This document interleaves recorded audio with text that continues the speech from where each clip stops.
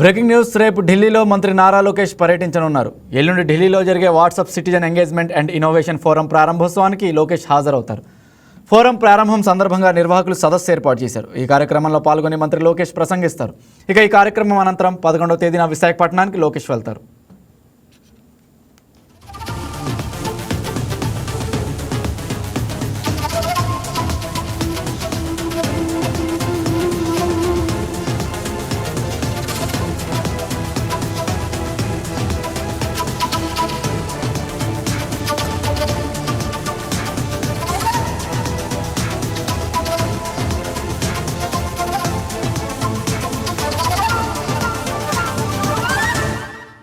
Please subscribe to YK TV Network. Please subscribe to YK TV. Please watch YK News.